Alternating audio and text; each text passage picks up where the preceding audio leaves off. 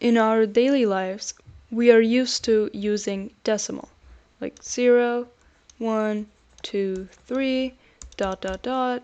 It goes up to 9. So let's say that we're counting something. We would start from 1, and then we would go 2, 3, 4, right? Dot, dot, dot, until 9. And let's say we want to count something that is more than 9. We would add a 1 more place here, and we would start from 1 here, and this 9 would become 0. And so by doing this, we're essentially saying that this place is actually 10 times bigger than the place on the right. So when we're done using these, we can add 1 more here, which would then be 10 times bigger than the one on the right and 100 times bigger than the one on all the way right.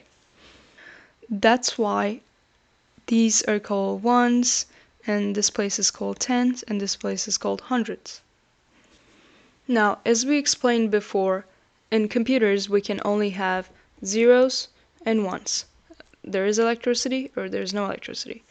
So the same system we can use the same placing system here too.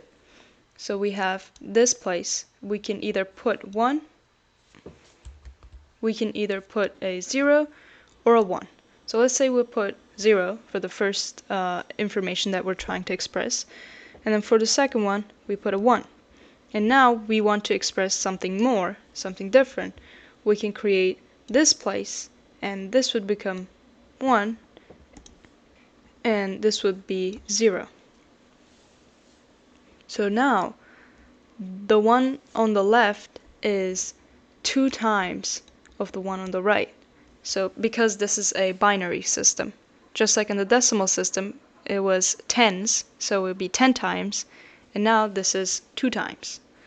If we want to express something more, we could add here another place, and that would be 2 times of this place.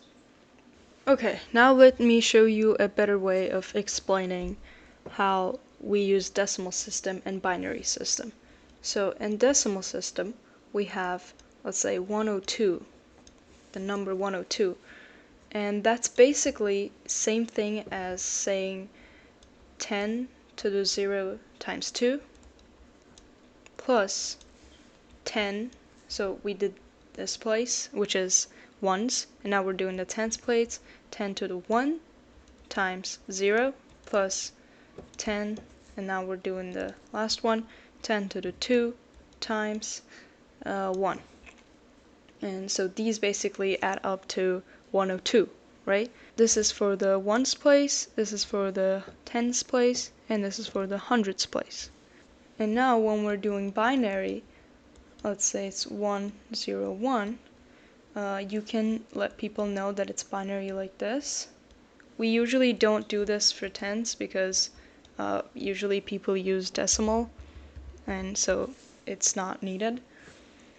This is the same thing as saying 2 times 0 times 1. Now we're using 2 because of the binary system. So basically, you know what to put here by knowing how many symbols can you put in one place. So for decimal, you can put 0 up to 9, which is total of 10 symbols, and for binary, it's 0 and 1, which is 2 symbols. So it's 2 to the 0 times 1 plus, now we're doing 2 to the 1 times 0 plus 2 to the 2 times 1.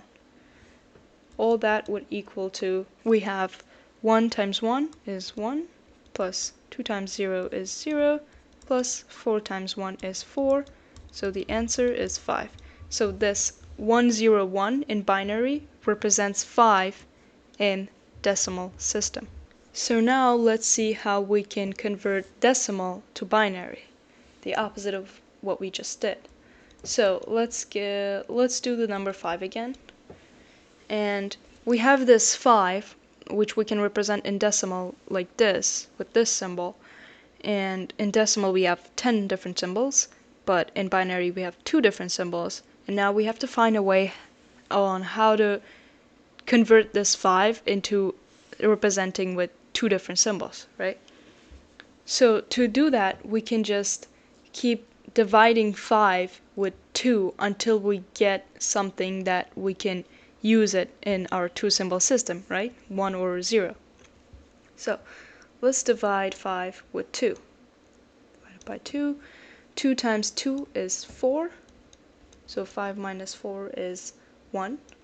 And now we got 2 here, but 2 is not one of our binary symbols, so let's keep dividing. Divide by 2 again. And now we got 2 times 1 is 2. And we got 0. 0, which is one of our binary symbols. So we start from right to left, and we write it as 1, 0, 1, which is what we got for 5, right?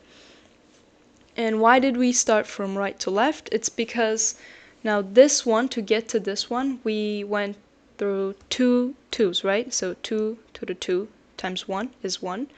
And to get to that 0, we went 2 to the power of 1 times 0 is 0. And then for the first one is 2 to the power of 0 times 1.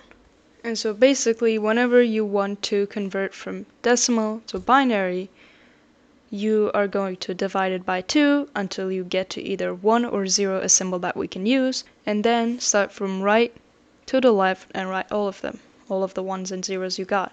So how could we possibly store or express an information that is not a number? And next, we're going to learn about that.